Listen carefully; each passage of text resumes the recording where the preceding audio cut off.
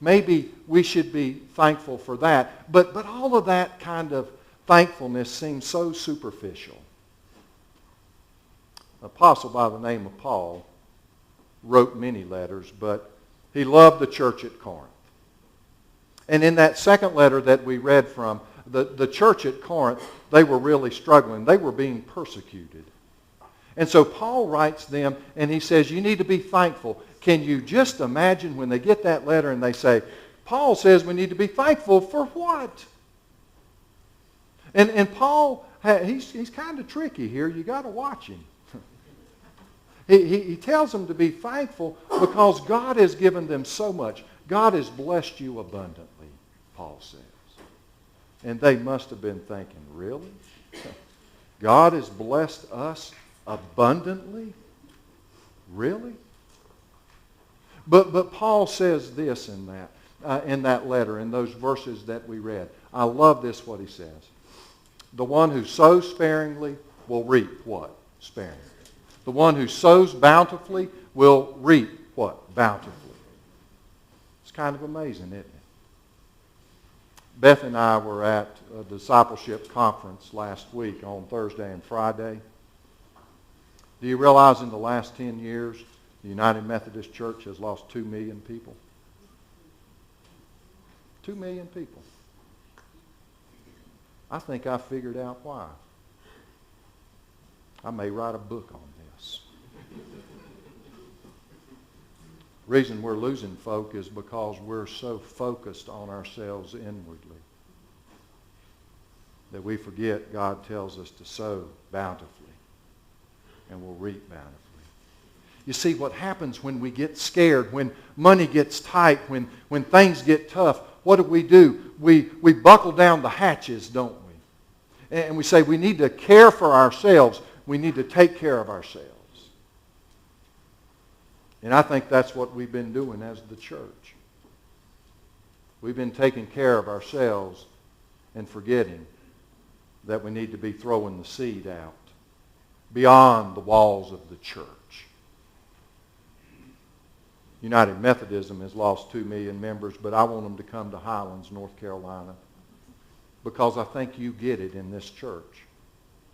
Let me brag on you for just a moment. I think you understand that you need to sow seeds out in the community. Do you realize that Ms. Allison's preschool reaches out in the community? That preschool's not just for our people.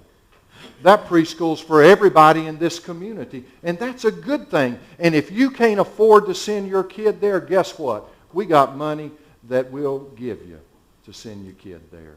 That's pretty awesome. Do you realize that we have a youth group that reaches out in this community to young kids? We've got kids coming to youth group who don't call a church home anywhere. We've got kids coming to this youth group whose parents really don't care about them. We got kids coming to this youth group because this is the only place they hear that God loves them. That's pretty special. Do you realize we started a grief support group in our church? There are a lot of folks in this community that are grieving. And folks from all over the community are coming. And it's healing for their soul because they get to share their story.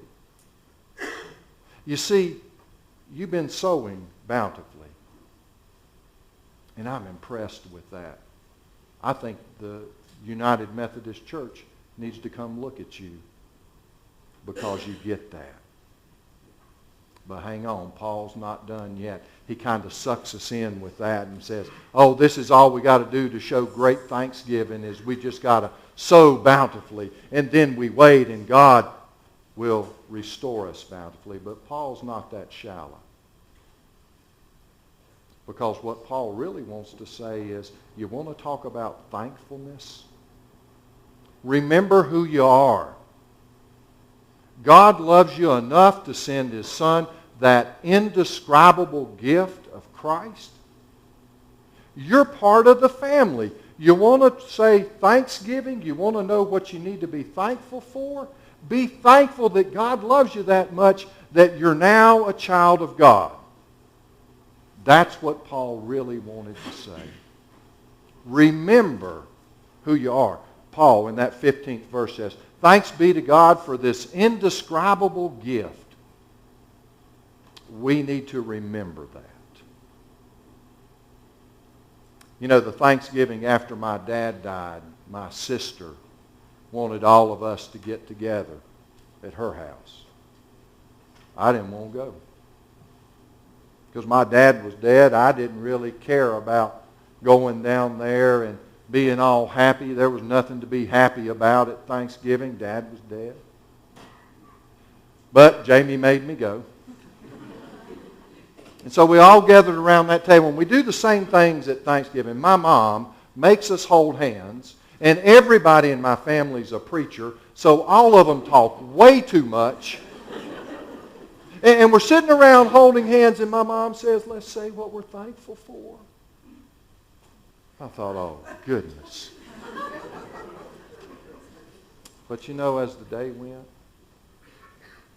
we just told stories, and we remembered. Last Sunday afternoon, I had the privilege of preaching over at Gibbons Estate, which is our retirement community for this half of the state. Most everybody there, I guess, was a retired missionary or preacher or had ties to some kind of church. There were probably 100 folks there in the chapel, and I preached on the resurrection of Lazarus, and I talked about how Lazarus was bound and how Jesus said, unbind him and let him go. Talked about things that bind us up at times. I thought I did pretty good. Let me tell you about two people I met as I was shaking hands. One man came out and he said, do you know John Christie? And I said, yes, sir, that was my dad. And he said, well, I was at Duke with your dad, and your dad went to the local church, and I went to the mission field. I went to Japan for 2 years, but I ended up staying 40 over there. And is your dad still living? I said, no, sir, he died several years ago.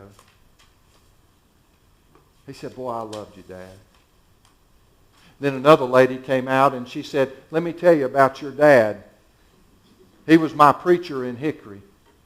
He buried my son. He buried my husband. And let me tell you what he did. He came to visit me very regularly after those deaths. Your mom even cooked meals. Let me tell you something. If you want to be half the preacher your daddy was, you need to keep trying.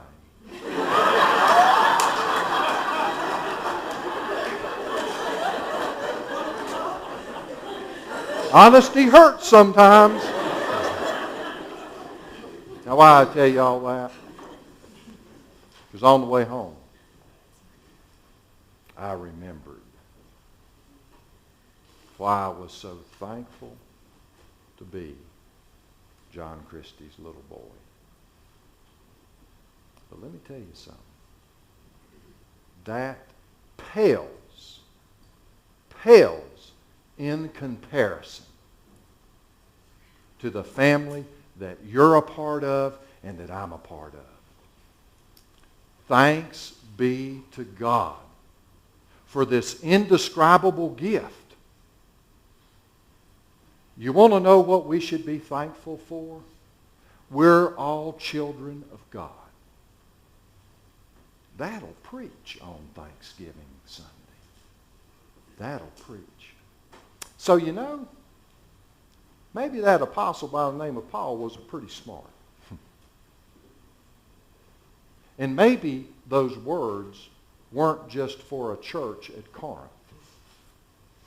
Maybe, just maybe, those words were for a church like Highlands.